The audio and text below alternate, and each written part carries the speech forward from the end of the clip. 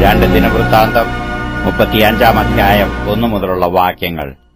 അനന്തരം യോശീയാവ് യെരുശലേമിൽ യഹോവയ്ക്ക് ഒരു പെസഹ ആചരിച്ചു. 1-ാം മാസം 14-ാം തീയതി അവർ പെസഹ അറുത്തു. അവൻ പുരോഹിതന്മാരെ താന്താങ്ങളുടെ വേലയ്ക്ക് നിർത്തി യഹോവയുടെ ആലയത്തിലെ ശുശ്രൂഷയ്ക്കായി അവരെ ധൈര്യപ്പെടുത്തി. അവൻ എല്ലാ യിസ്രായേലിനും ഉപാധ്യായന്മാരും യഹോവയ്ക്ക് വിശുദ്ധന്മാരുമായ ലേവ്യരോട് പറഞ്ഞത്, യിസ്രായേൽ രാജാവായ ദാവീദിന്റെ മകൻ ശലോമോൻ പണിത ആലയത്തിൽ വിശുദ്ധ പെട്ടകം വെപ്പീൻ.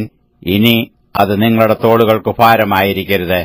നിങ്ങളുടെ ദൈവമായ യഹോവയും അവന്റെ ജനമായ യിസ്രായേലിനെയും സേവിച്ചുകൊള്ളുവീൻ.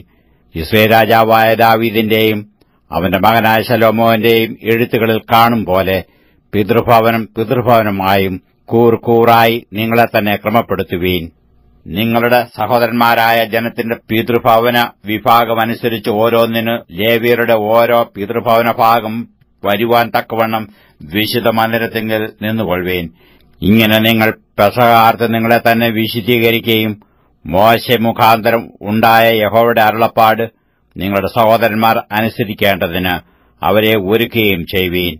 യോശീയാവ് അവിടെ ഉണ്ടായിരുന്ന എല്ലാവർക്കും വേണ്ടി പെസഹാ യാഗങ്ങൾക്കായിട്ട് രാജാവിന്റെ വക ആട്ടിൻകൂട്ടത്തിൽ നിന്ന് ആകെ 30,000 കുഞ്ഞാടിനെയും വെള്ളാട്ടിൻകുട്ടിയെയും 3000 കാളയെയും ജനത്തിനു കൊടുത്തു.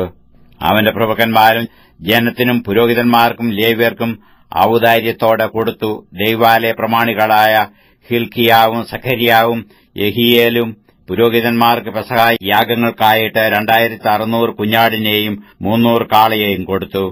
കോനന്യാവും അവന്റെ സഹോദരന്മാരായ ശെമയ്യാവും നെഥനയേലും ലേവ്യരുടെ പ്രഭുക്കന്മാരായ ഹശബ്യാവും യെഹിയേലും യോസാബാദും ലേവ്യർക്കുള്ള പെസഹാ യാഗങ്ങൾക്കായിട്ട് 5000 കുഞ്ഞാടിനെയും 500 കാളയെയും കൊടുത്തു. ഇങ്ങനെ ശുശ്രൂഷക്രമത്തിലായി. രാജകൽപ്പന പ്രകാരം പുരോഹിതന്മാർ തങ്ങളുടെ സ്ഥാനത്തും ലേവ്യർ കൂറായും നിന്നു. അവർ പെസഹ അറുത്തു. പുരോഹിതന്മാർ അവരുടെ കൈയിൽ നിന്ന് രക്തം വാങ്ങി തളിക്കുകയും ലേവ്യർ തോലുരിക്കുകയും ചെയ്തു. പിന്നെ മോശയുടെ പുസ്തകത്തിൽ എഴുതിയിരിക്കുന്നതുപോലെ യഹോവയ്ക്ക് അർപ്പിക്കേണ്ടതിന് അവർ ജനത്തിന്റെ പിതൃഭവന വിഭാഗം അനുസരിച്ച് കൊടുപ്പാൻ തക്കവണ്ണം ഹോമയാഗത്തെയും അങ്ങനെ തന്നെ കാളകളെയും നീക്കിവെച്ചു. അവർ വിധി പോലെ പെസഹായെ തീയിൽ ചുട്ടു നിവേദിതങ്ങളെ കലങ്ങളിലും കുട്ടകങ്ങളിലും ചട്ടികളിലും വേവിച്ച് സർവ്വജനത്തിനും വേഗത്തിൽ വിളമ്പിക്കൊടുത്തു. പിന്നെ അവർ തങ്ങൾക്കും പുരോഹിതന്മാർക്കും വേണ്ടി ഒരുക്കി അഹരോന്യരായ പുരോഹിതന്മാർ ഹോമയാഗങ്ങളും മേധസ്സും അർപ്പിക്കുന്നതിൽ രാത്രി വരെ അധ്വാനിച്ചിരുന്നതുകൊണ്ട് ലേവ്യർ തങ്ങൾക്കും അഹരോന്യരായ പുരോഹിതന്മാർക്കും വേണ്ടി ഒരുക്കി. ആസാഫ്യരായ സംഗീതക്കാർ ദാവീദിന്റെയും ആസാഫിന്റെയും ഹേമാന്റെയും രാജാവിന്റെ ദർശകനായ യെദൂഥൂന്റെയും കൽപ്പനപ്രകാരം തങ്ങളുടെ സ്ഥാനത്തും വാതിൽ കാവൽക്കാർ അതത് വാതിൽക്കലും നിന്നു. അവർ തങ്ങളുടെ ശുശ്രൂഷയ്ക്ക് വിട്ടുപോകുവാൻ ആവശ്യമില്ലായിരുന്നു. അവരുടെ സഹോദരന്മാരായ ലേവ്യർ അവർക്ക് ഒരുക്കിക്കൊടുത്തു. ഇങ്ങനെ യോശീയ രാജാവിന്റെ കൽപ്പനപ്രകാരം പെസഹ ആചരിപ്പാനും യഹോവയുടെ യാഗപീഠത്തിന്മേൽ ഹോമയാഗങ്ങൾ അർപ്പിപ്പാനും വേണ്ടിയുള്ള യഹോവയുടെ സകല ശുശ്രൂഷയും അന്ന് ക്രമത്തിലായി. അവിടെ ഉണ്ടായിരുന്ന ഇസ്രായേൽ മക്കൾ ആ സമയത്ത് പെസഹയും പുളിപ്പില്ലാത്ത അപ്പത്തിന്റെ ഉത്സവവും 7 ദിവസം ആചരിച്ചു. ശമൂവേൽ പ്രവാചകന്റെ കാലം മുതൽ ഇസ്രായേൽ ഇതുപോലെ ഒരു പെസഹ ആചരിച്ചിട്ടില്ല.